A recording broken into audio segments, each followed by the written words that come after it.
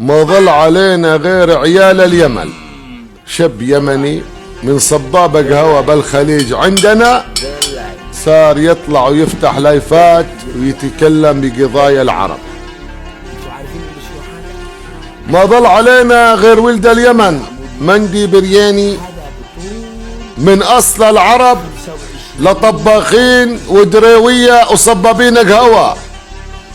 قال يقول باليمن تتزوج حرمة يمنية بصندوق ميرندا، لا يوجد عندهم ميرندا.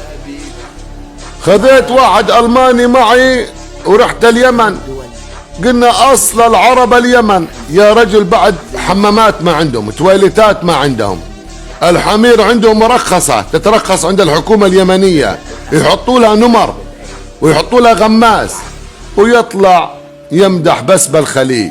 ليه ما تمدح ببلدك؟ ولا تمدح صبابين القهوة عندنا بالوطن العربي؟ صب قهوة يا عصام، صب قهوة يا ولد اليمن يا أصل العرب. خليك ذيل دايما تتكبر وتتمثل بناس موليك. شكرا لعيال اليمن اللي شغروا وظيفة صبابين القهوة، ترى أحسن صبابة قهوة اليمني. ما ظل علينا غير اليمني يتكلم بقضايا العرب. أنا بعمل لله، والسلام عليكم. طبعا يا رجال انتوا سمعتوا البد ويش قال ويش تكلم ويش غلط، وانا رديت. من حقنا ان احنا نرد. قلت والله انك نذل ناقص مرجله، وان انت واطي في كلامك يا جبان. وليش تغلط؟ ليش المهزله؟ تشتم يمنا؟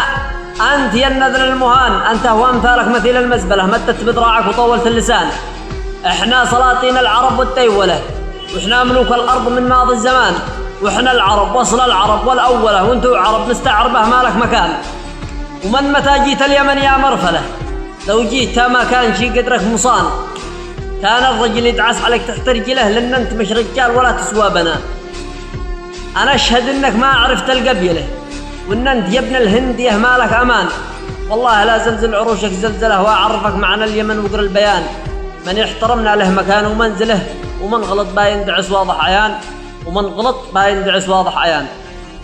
سلامتكم.